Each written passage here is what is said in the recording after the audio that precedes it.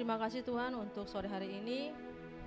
Kami sudah berkumpul, kami mau siapkan tanah hati kami yang terbaik untuk ditaburkan oleh firman Tuhan. Terima kasih ya Bapa, pakai hamba-Mu ini untuk menyampaikan firman-Mu, untuk menyampaikan kebenaran firman-Mu. Biarlah kami terus bertumbuh, berakar kuat dalam Engkau ya Tuhan. Engkau yang jamah hati kami, pikiran kami, biarlah firman-Mu ini menjadi teguran, menjadi kekuatan, menjadi penopang dalam hidup kami. Engkau yang tutup bungkus setiap kami, dalam nama Tuhan Yesus kami siap mendengarkan firman-Mu, dalam nama Tuhan Yesus, haleluya, amin. Silakan duduk. Shalom Bapak Ibu sekalian. Nggak ngantuk ya. Shalom. Hari ini kita mau sama-sama belajar tentang salib ya. Ini mendekati Paskah, biar kita sama-sama merenungkan arti salib bagi orang Kristen itu seperti apa. Temanya hari ini, Yesus cukup bagi saya. Arti salib yang saya mau bagikan hari ini ada 4. Yang pertama tentang kasih. Kasih dalam iman Kristen itu sudah terkenal di mana-mana, di agama lain pun sudah terkenal kalau Kristen itu terkenal dengan kasih. Dan kasih Kristus itu melalui salibnya dia mau mengajarkan kita tentang apa? Melalui salibnya dia mengajarkan kita tentang kasih yang sempurna, kasih yang utuh, kasih yang murni, kasih yang besar, kasih yang sangat berharga. Tidak ada kasih yang lebih besar dari kasih Yesus Kristus buat kita semua. Mau mati di kayu salib, menderita bagi kita semua untuk demi apa? Dosa-dosa kita. Kita yang berbuat dosa, tapi yang menembus dosa ya Yesus Kristus itu sendiri. Seperti dikutip dalam Injil Yohanes 3 ayat 16. Karena begitu besar kasih Allah akan dunia ini sehingga ia telah mengaruniakan anaknya yang tunggal. Supaya setiap orang yang percaya kepadanya tidak binasa melainkan beroleh hidup yang kekal. Apa kita semua di sini yang sudah dibaptis, yang mengaku sebagai orang-orang percaya sudah menjadi pelaku-pelaku kasih itu sendiri. Kita sudah menerima kasih yang besar, kasih yang murni itu sendiri, tapi mungkin bagi kita, aku sering disakiti sama si A, si B, ngapain aku harus mengasihi mereka? Percuma aku memberikan kasih itu sendiri kepada mereka. Mungkin mereka sendiri mungkin tidak menghargai kasih yang kita berikan kepada mereka, tapi tidak apa-apa, itu Tuhan yang mengajarkan kita untuk memberikan kasih yang tulus, kasih yang murni terlebih dahulu kepada orang yang mungkin tidak layak untuk menerima kasih seperti dari Kristus kepada kita. Melalui salib dan pengorbanannya kita juga diajarkan Tuhan mau menyalurkan dari penderitanya di kayu salib, dia mau menyalurkan kasih itu kepada setiap kita semua orang percaya, bahkan untuk yang belum percaya pun dia sudah menebus dosa-dosa mereka. Mereka sudah dipanggil, cuma mereka ya belum merespon panggilan itu sendiri. Tanpa kasih mungkin ya salib nggak ada. Karena adanya kasih itu, makanya Bapa mengutus anaknya itu sendiri untuk menderita bagi kita semua. Jadi mari kita menghargai kasih, pengorbanan, penderitaan Yesus itu sendiri, Yesus Kristus yang kita ngakui sebagai Tuhan dan Juru Selamat dengan menjadi pelaku-pelaku kasih. Tuhan pun, Yesus sendiri pun mengajarkan kita tentang 2 kasih terutama. Mungkin sejak sekolah minggu kita sudah diajarkan ya, 2 kasih terutama. Yang pertama kita mungkin bisa lihat di Matius 22 ayat 37. Kita baca sama-sama ya. Matius 22 ayat 37, sama-sama. Kasihilah Tuhan Allahmu dengan segenap hatimu dan dengan segenap jiwamu dan dengan segenap akal budimu. Dan hukum yang kedua yang sama dengan itu ialah kasihilah samamu manusia seperti dirimu sendiri. Mengapa Tuhan mengajarkan kasih yang terutama? Mengasihi Tuhan seperti salib mengarah ke atas ya. Itu vertikal, mengasihi Tuhan dengan segenap hati, jiwa, dan akal budi. Sedangkan yang horizontal itu mengasihi ke sesama manusia. Itulah mungkin mengapa harus disalibkan, karena yaitu untuk mewakili yang disampaikan oleh Yesus Kristus kepada kita semua. Tentang kasih yang terutama itu. Bahkan Mengasihi, mungkin mengasihi sesama manusia itu siapa? Mungkin yang baik kepada kita, yang sering kasih bantuan, yang mengerti kita, orang-orang yang terdekat sekalipun. Tapi malah Tuhan Yesus mengajarkan kita kasih yang tidak masuk akal mungkin ya, yaitu mengasihi musuh kita.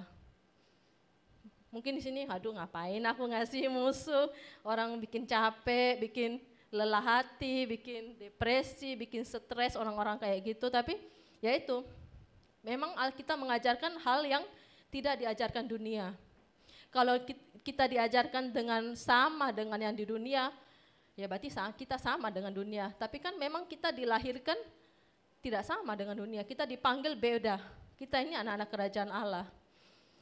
Jadi sama seperti yang telah diajarkan di dalam 1 Korintus 13 ayat 1 sampai 13.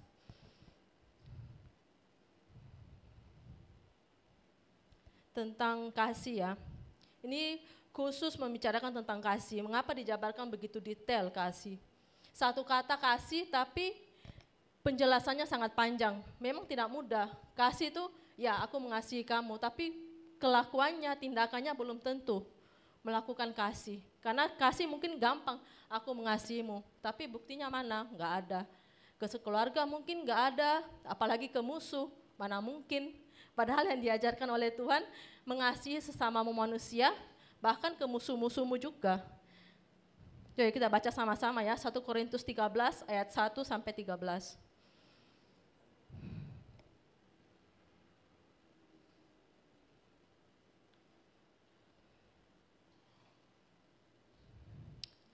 Kasih, sekalipun aku dapat berkata-kata dengan semua bahasa manusia dan bahasa malaikat, tetapi jika aku tidak mempunyai kasih, aku sama dengan gong yang berkumandang dan cana yang gemerincing.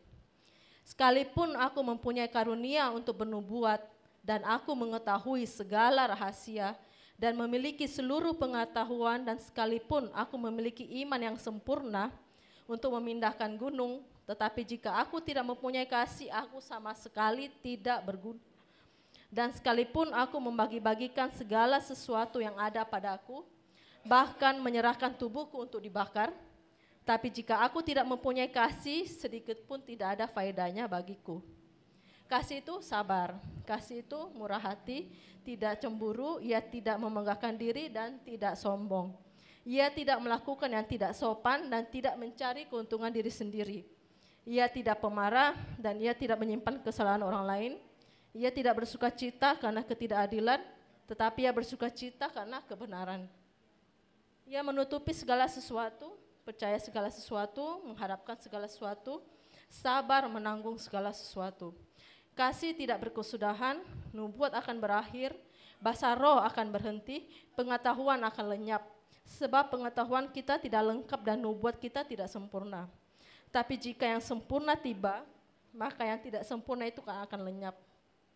Ketika aku kanak-kanak, aku berkata-kata seperti kanak-kanak. Aku merasa seperti kanak-kanak, aku berpikir seperti kanak-kanak. Sekarang sesudah aku menjadi dewasa, aku meninggalkan sifat kanak-kanak itu. Karena sekarang kita melihat dalam cermin suatu gambaran yang samar-samar. Tetapi nanti kita akan melihat muka dengan muka. Sekarang aku hanya mengenal dengan tidak sempurna, tetapi nanti aku akan mengenal dengan sempurna seperti aku sendiri dikenal. Demikianlah tiga hal ini, yaitu iman, pengharapan, dan kasih. Yang paling besar diantaranya adalah kasih. Jadi mungkin kita hanya bilang, aku mengasihi, berarti kalau aku mengasihimu, aku memberikan yang terbaik, aku suka memberi sesuatu, mungkin sering menelpon, memberi kabar, tapi sesungguhnya kasih itu sulit kalau dilakukan sesuai sama firman ya. Menanggung segala sesuatu, menutupi segala sesuatu, tidak marah, murah hati, tidak cemburu. Dan kasih itu tidak memegahkan diri dan tidak sombong.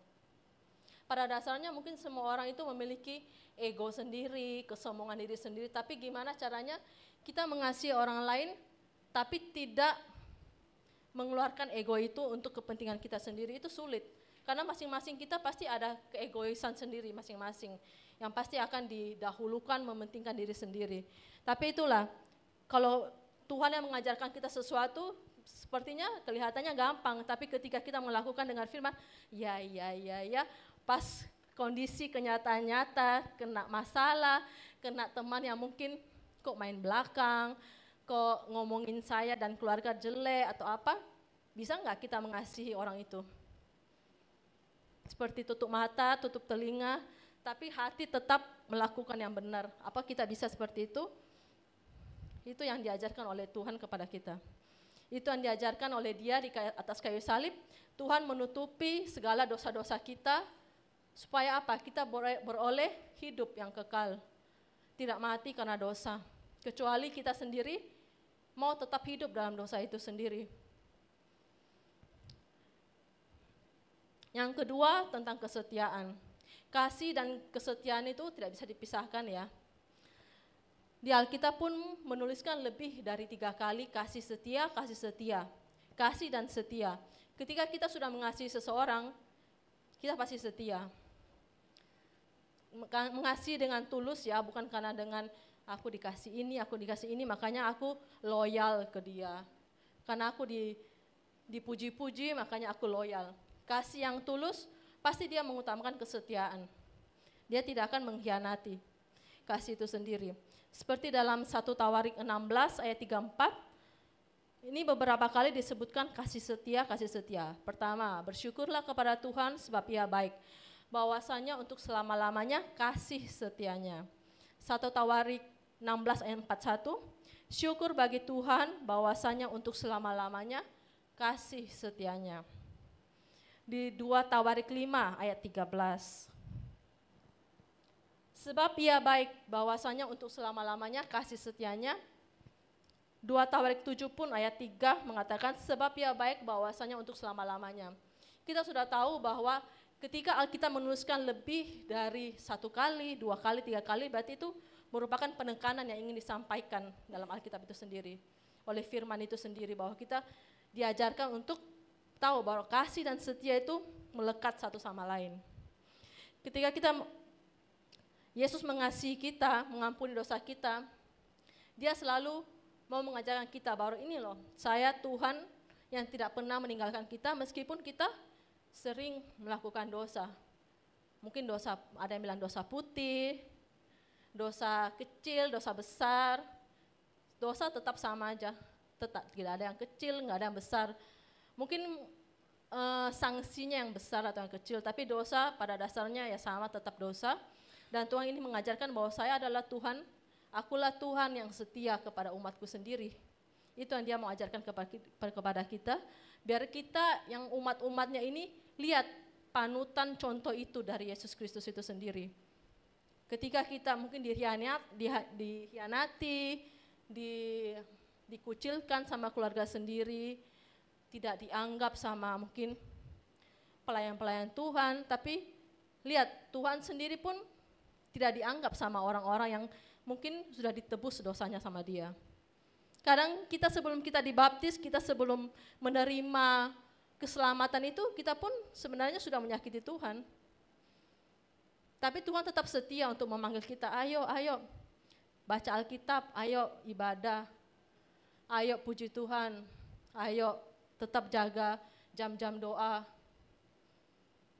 ayo tetap mengasihi, ayo tetap menjadi pelaku-pelaku firman. Itu adalah bisikan-bisikan kecil dari Roh Kudus dalam hati kita. Apakah kita meresponnya dengan baik? Kalau kita meresponnya dengan baik, kita akan hidup dalam kebenaran Tuhan. Kita menjadi pelaku-pelakunya. Meskipun berat, tapi kita akan menerima mahkota di surga nanti. Mungkin di sini nggak kelihatan, oh kayak orang bodoh. Bu Ani ini kok kayak orang bodoh ya, kok temennya sering, Bu Ana ini sering gosipin dia, sering nikung-nikung dari belakang, atau mungkin melakukan sesuatu yang gak enak di belakangnya, tapi kok dia tetap baik sama Bu Ana. Bu Ani tetap baik sama Bu Ana, tetap perhatian sama anak-anaknya. Itu salah satu pelaku kasih yang mungkin kelihatannya bagi kita Tidak mudah, ngapain kayak gitu. Kalau dia jahat, aku lebih jahat. Kalau dia baik, aku lebih baik. Tapi Tuhan tidak mengajarkan seperti itu. Dia mengajarkan kita untuk tetap mengasihi dan setia. Kalau kita mengasihi, kita mau menjalankan firman Tuhan yang kita sudah tahu bahwa Tuhan mengajarkan kita tentang mengasihi, tentang kesetiaan, tetap lakukan itu ya Bapak Ibu ya. Meskipun itu berat, meskipun itu tidak mungkin, kelihatannya percuma, tapi pasti itu tidak sia-sia. Karena segala sesuatu yang kita lakukan itu diperhitungkan sama Tuhan. Hal sekecil apapun. Dia melihat kita dari atas. Ya. Yang ketiga, arti salib itu bagi orang-orang percaya tentang pengampunan. Ini sudah jelas ya, pasti sudah ngerti. Pengampunan. Di Lukas 23 ayat 34 pun mengatakan. Lukas 23 ayat 34.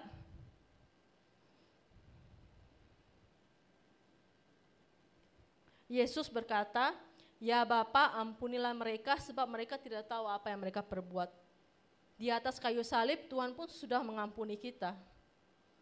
Meskipun itu ditujukan kepada prajurit-prajurit yang melakukan pekerjaannya, melakukan tugasnya, tapi dia sudah melakukan tugasnya sendiri, mengampuni kita. Itu bukti kalau di atas kayu salib dia sudah melakukan pengampunan bagi orang-orang yang tidak menganggap yang dia kerjakan, tidak menganggap keselamatan yang sudah dia kerjakan. Mengampuni ya sama seperti kasih tadi, tidak mudah. Kalau orang yang sudah tersakiti bertahun-tahun, mungkin dari lahir, orang yang broken home, mungkin yang sering jadi korban KDRT ya mungkin ya, aku nggak ngerti soalnya bukan jadi korban, ya pasti berat kalau jadi korban kekerasan itu. Tapi memang tidak mudah ya, pengampunan itu kasih ya tidak mudah. Tapi ya Tuhan mengajarkan mengampuni, dengan mengampuni kita menerima sesuatu yang lebih besar dari kelegaan itu sendiri. Kita menerima janji Tuhan, kita menerima keselamatan utuh yang Tuhan kasih itu. Pengampunan itu berbicara tentang apa? Mengampuni orang. Itu berarti apa? Menyalipkan daging kita sendiri. Mungkin kalau kita lihat di film The Passion, Tuhan Yesus disiksa, di segala macam, mungkin kita sebagai mungkin ibu-ibu atau yang perasaannya kuat, kasihan seandainya kayak gitu, pasti nggak kuat. Soalnya kan disiksanya sudah sangat keras. Tapi kalau kita sendiri dalam kehidupan sehari, kita kan tidak perlu disalib seperti itu kan ya. Salah satu contoh kita menyalibkan diri kita sendiri ya, kita mengampuni orang di sekitar kita. Orang-orang yang bersalah kepada kita. Itu pun diajarkan untuk mengampuni berapa kali? 7 kali. Oh 70 kali 7 kali. Ya 70 kali 7 kali. Soalnya apa? Kalau 7 itu di Alkitab kan angka sempurna ya. Jadi diajarkan berarti apa? Mengampuni tanpa batas. Meskipun kita terbatas tapi diajarkan tetap tanpa batas. Karena memang kita anak-anak kerajaan yang tinggalnya di dunia ini. Jadi kita tetap karakternya karakter kerajaan Allah, mempraktekannya di dunia yang memang tidak gampang, tidak mudah. Mengampuni 70 kali 7 kali, 1 kali aja sudah lelah, sudah capek, sudah kesel, aduh bisa enggak ya mengampuni. Mungkin saya mengampuni kamu itu 3 kata tapi bisa 20 tahun kemudian baru diucapkan. Mungkin orangnya sudah meninggal baru mengampuni. Iya kalau sudah meninggal sudah diampuni, kalau belum diampuni itu mungkin ya kita bisa koreksi diri sendiri ya. Maksudnya memang tidak mudah mengampuni, tapi kita mengoreksi itu untuk kebaikan diri kita sendiri. Kita sama-sama belajar. Masing-masing berproses sama prosesnya sendiri. Kita semua nggak sama. Mungkin masalahnya Bu Rista apa, Mbak Yana apa, Andi apa, beda-beda masalahnya kita. Nggak bisa disamakan. Tapi kalau misalnya ada masalah yang mengenai pengampunan, ya kita cek sendiri. Untuk apa sih kita mengampuni itu? Mengapa kita mengampuni orang? Karena kita sudah menerima pengampunan itu sendiri dari yang atas, dari Yesus Kristus itu sendiri. Mengapa kalau kita pelit ke orang sesama kita sendiri, Tuhan aja mengampuni kita. Bahkan dalam doa Bapa kami, ampunilah kami dosa kami, kan juga seperti kami juga mengampuni orang yang bersalah kepada kami. Makanya diajarkan itu hal-hal dasar dalam inti doa. Dalam doa setidaknya kita harus mengampuni orang yang bersalah kepada kita. Itu yang ingin diajarkan. Doa bukan tentang Tuhan Yesus, saya lagi butuh mobil. Tuhan Yesus, saya butuh sepatu baru. Tuhan Yesus, saya butuh rumah, ini lagi bocor. Tuhan Yesus, saya butuh kenaikan pangkat, kenaikan gaji. Tuhan tahu kok. Cuma jangan sampai setelah kita dapat, iman kita goyah. Makanya Tuhan lebih senang kita karakternya dikuatkan dulu, dibentuk dulu dengan bagus, pasti doanya terjawab. Meskipun tidak dijawab seperti Sadrak, Mesak, dan Abednego kan, meskipun Tuhan tidak tolong, dia tetap menyembah Tuhannya. Bisa enggak kita seperti itu ya? Meskipun Tuhan tidak tolong penyakit saya tidak sembuh. Meskipun keluarga saya tetap seperti ini, meskipun dia tetap seperti ini, saya akan tetap mengasihi dia, saya akan tetap mengikut Yesus. Banyak kan sekarang yang ini ya pindah, namanya login, banyak istilah-istilah login apa segala macam. Jadi mari kita kuatkan iman kita sendiri, nggak usah menghakimi orang-orang lain. Mungkin kita berpikir, ngapain ya pindah ke agama sebelah, mungkin di sana lebih enak, banyak teman-teman yang memfasilitasi mereka supaya bisa lebih naik lagi, bisa lebih tenar lagi, atau mungkin mereka memang dasarnya tidak kuat. Kalau orang yang kenal Tuhan, mengenal hidup dekat seperti khotbah saya sebelumnya, kita tidak akan semudah itu. Menjual pengorbanan Yesus, menyalibkan Yesus 2 kali itu tidak mungkin. Kita aja sudah menyalibkan sudah 1 kali loh, tanpa kita sadar. Setiap tahun kita merayakan Jumat Agung, Paskah. Jangan sampai dalam sela-sela 1 tahun berikutnya, kita berulang-ulang kali menyalibkan Yesus. Iya, karena dia orangnya kayak gitu sih, makanya aku ikutan gosipin dia di belakang, makanya dia orangnya kayak gitu sih, jahat, makanya tak batas siapa segala macam. Ya, karena jadi kita stop menuduh dia orang lain itu, mari kita perbaiki diri sendiri. Ya, bisa ya? Bisa. Iya, karena memang tidak mudah. Semakin kita mempelajari firman, semakin ya ampun, diajarnya 1 kata, 2 kata, tapi itu beratnya bukan main yang harus dilakukan. Makanya yang Tuhan ajarkan itu simple, tapi sangat bermakna, bukan yang hal-hal yang bertele-tele. Kita diajarkan pun doa jangan bertele-tele, karena memang pada intinya aja. Pada intinya mau seperti apa, Tuhan mau mengajarkan seperti apa. Mengasihi, mengampuni, setia. Setia, bisa enggak noleh pasangan orang lain, enggak menoleh yang di tempat-tempat lain. Bisa enggak? Bisa enggak menoleh mungkin artis-artis yang lain yang lihat sosmed, wih hidupnya kok enak ya, kok hidupku gini-gini aja, melempem kayak kerupuk. Kok hidupku biasa-biasa, kok gini. Banyak yang kita bisa mengeluh, banyak yang kita bisa mengajar kita untuk tidak setia dalam hidup kita. Melihat menyimpang dari iman Kristen itu banyak sebenarnya. Tapi ayo kita sama-sama di hari-hari yang mungkin berat ini, mungkin di ekonomi yang berat, pekerjaan, hidup mungkin sudah tidak mudah, karakternya orang katanya Gen Z apa segala macam, mungkin yang punya anak-anak nggak mudah untuk dididik. Tapi ayo kita sama-sama belajar, menguatkan masing-masing, dan kita menyampaikan itu kepada anak-anak kita masing-masing. kita duluan harus jadi pelaku firman-Nya. Tidak bisa kita menuntut orang lain kalau kita sendiri tidak jadi pelaku. Lah kamu sendiri gimana? Jadi kalau kita mungkin yang sudah punya anak, kita bisa mulai mengajarkan hal-hal prinsip-prinsip kecil-kecil yang berdasarkan pada firman Tuhan.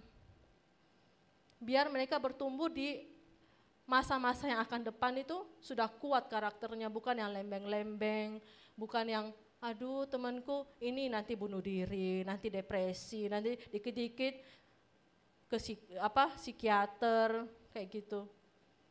Mungkin ada orang yang enggak kuat memang, maksudnya terlalu membawa perasaan kayak gitu, dikit-dikit harus sampai enggak bisa tidur semalaman atau apa. Ya itu, kita harus memang menjadi karakter-karakter yang kuat. Kadang kita memang seperti ada di gunung, ada di lembah. Ketika ada masalah datang, kita kayak lagi di bawah di lembah. Kapan ini naiknya, kapan ini selesai masalah ya. Kita harus tetap bersandar sama Tuhan. Lihat salib Yesus. Kita mau seperti orang yang ada di sebelah kanan apa sebelah kirinya Yesus. Sudah jelas-jelas ada di salib, masih aja yang aneh-aneh. Ya, sudah tahu ada salib Yesus, Tuhan sudah berkorban, masa iya kita tetap menyalibkan lagi Tuhan dengan melakukan sesuatu yang tidak sesuai firman.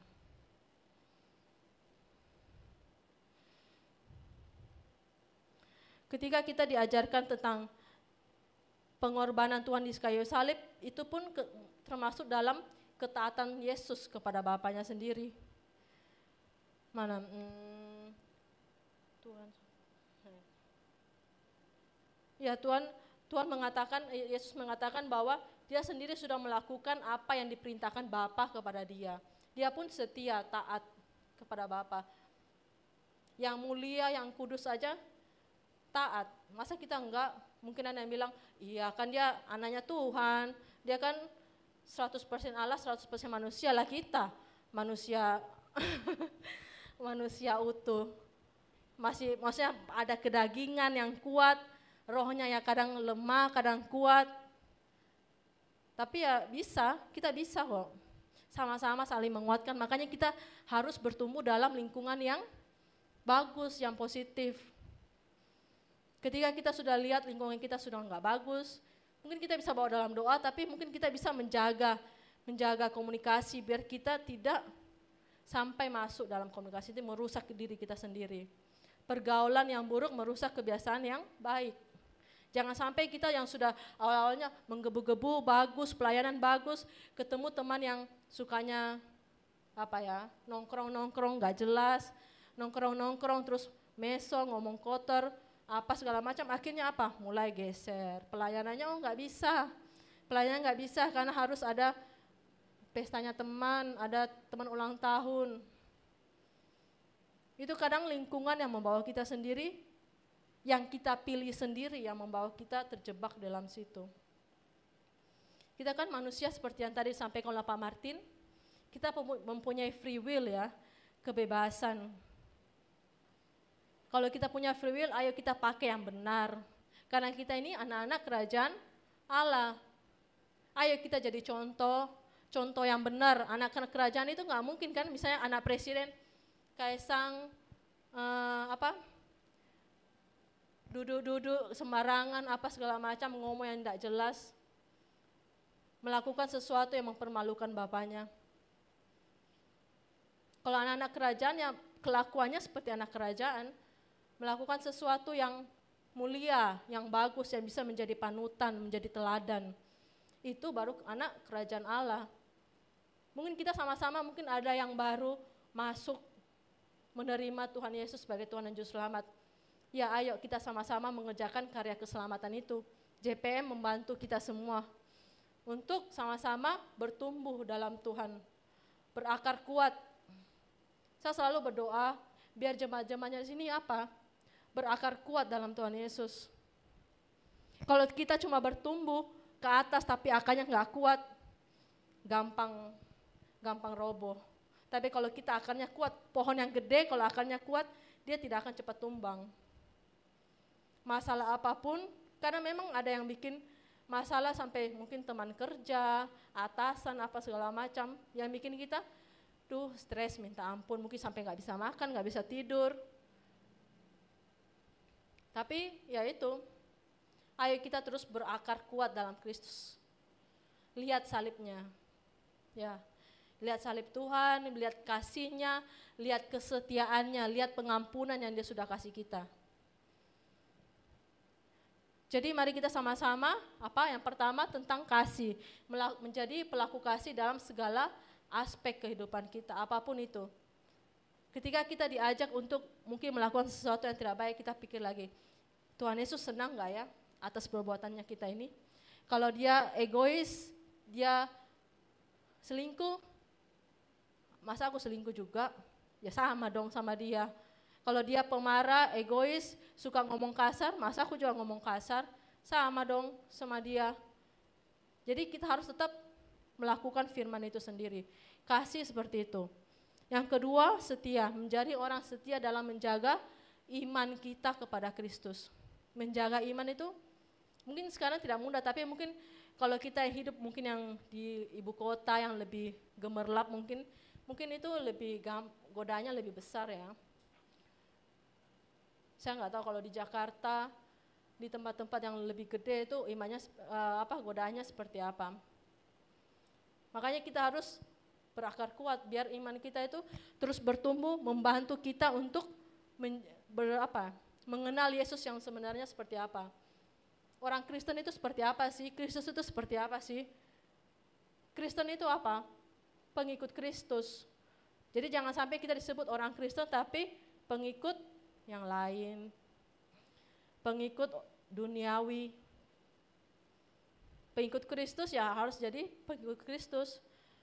Pengikut berarti mengikuti apa yang dilakukan, apa yang diinginkan Tuhan itu seperti apa sih kepada kita. Yang ketiga tentang mengampuni, ayo kita belajar sama-sama mengampuni.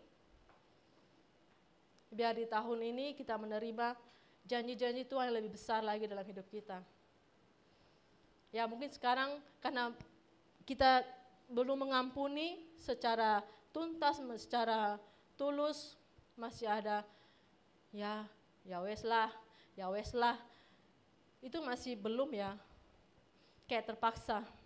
Jadi sama-sama kita tuntaskan, mengampuni, kita sama-sama belajar mengampuni, saya mau mengampuni hal-hal hari demi hari. Mari kita akan menerima janji-janji Tuhan itu kepada kita. Enggak ada pintu yang terhalang lagi, pintu yang tertutup, palang-palang yang terhalang bagi kita untuk menerima janji Tuhan. Amin. Kalau yang keempat tentang kemuliaan. Ayo kita sama-sama hidup mulia di hadapan Tuhan. Sebagai anak-anak kerajaan Tuhan, kita menjadi pelaku-pelaku anak Tuhan, pelaku-pelaku firman Tuhan yang hidup mulia, hidup kudus, menjaga kekudusan hati, pikiran, perkataan, semuanya.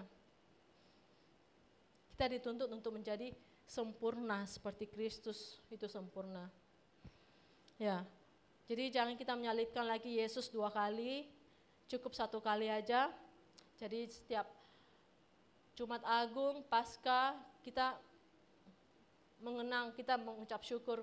Terima kasih Tuhan untuk salib-Mu, terima kasih untuk darah yang tercurah, terima kasih untuk penderitaan yang Engkau harus tanggung buat saya, buat keluarga saya, untuk orang-orang yang saya cintai.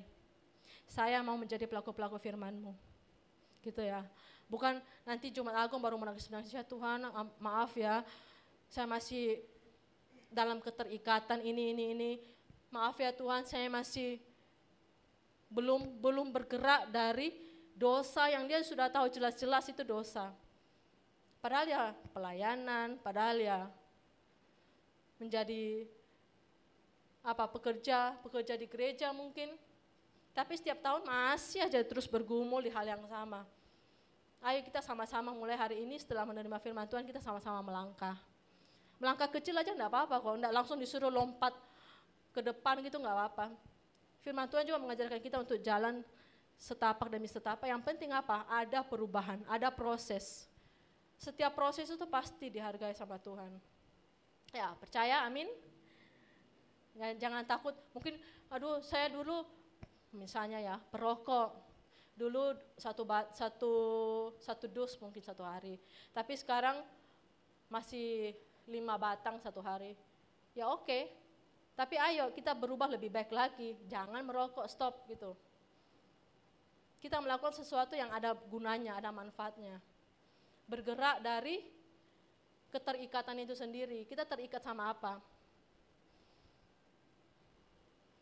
Kita harus hidup kudus, jaga pikiran, hati, perkataan kita, tingkah laku. Biar apa? Kita menjadi dampak positif, apa jadi dampak negatif. Itu loh orang Kristen yang sama semua ke orang Kristen kayak gitu di gereja A sini, di JPM ya kayak gitu semua pelayannya. Iya. Di JPM ya kayak gitu. Semua gereja ternyata gitu, ya sudah, tak keluar aja wes, enggak usah pelayanan. Di agama sebelah lebih bagus orangnya. Orang Kristen cuma omong besar toh. Masa kan mau kita kayak gitu?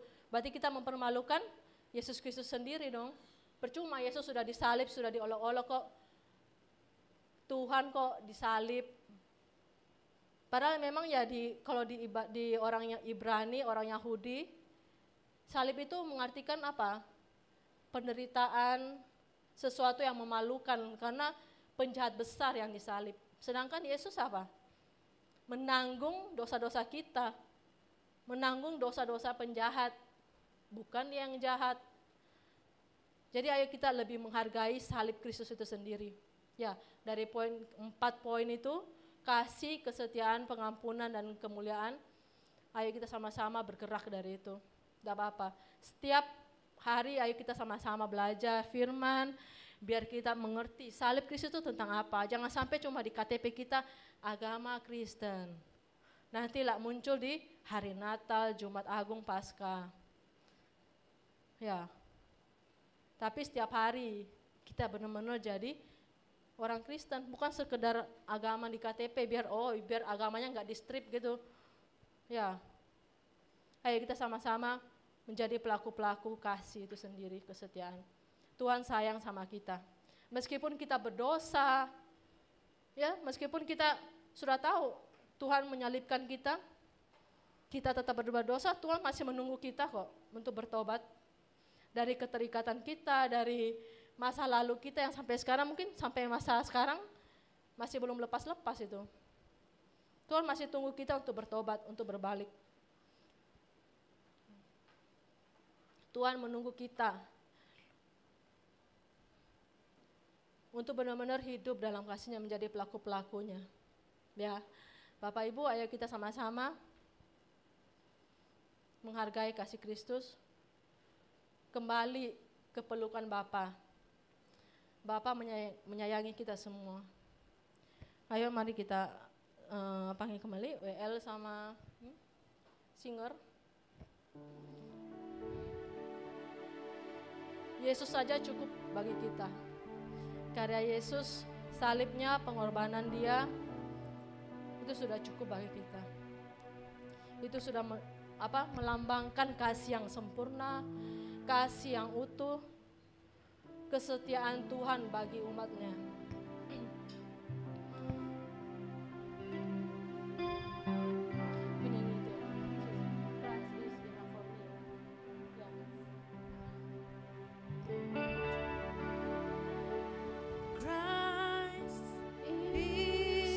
Enough for me. Christ is enough for me. Everything I need is in you. Everything I need is in you. Christ is enough for me. Christ is Mari kita sama-sama enough tundukkan kepala for kita. Kita mau berdoa. Everything I need Terima kasih untuk kasih-Mu, untuk salib-Mu yang begitu besar bagi setiap kami. Kami mau menyambut perjamuan kudus-Mu. tubuh dan darah yang sudah Engkau curahkan bagi kami 2000 tahun yang lalu. Kami akan lebih menghargai lagi ya Tuhan.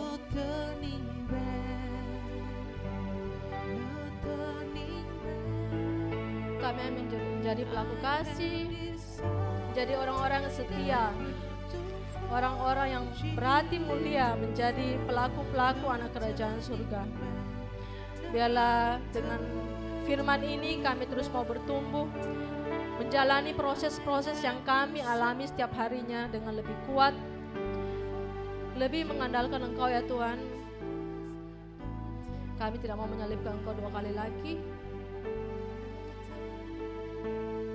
Ajar kami ya Tuhan untuk berpusat, berpikir, berfokus pada Engkau ya Tuhan, pada hal-hal yang sudah Engkau sampaikan kepada kami melalui firman-Mu, menjadi teladan-teladan-Mu ya Tuhan, menjadi anak-anak kesayangan-Mu ya Bapa. Kami mau siapkan hati kami untuk melakukan perjamuan kudus ya Tuhan. Siapkan hati kami, pikiran kami ya Bapa. Biarlah kami mengalami terobosan, mengalami kebebasan, mengalami kemerdekaan, mengalami penghiburan, mengalami sukacita, menerima damai sejahtera dalam hati dan hidup kami. Terima kasih ya Tuhan. Kami siap untuk menerima tubuh dan darah-Mu Tuhan. Dalam nama Tuhan Yesus, haleluya, amin.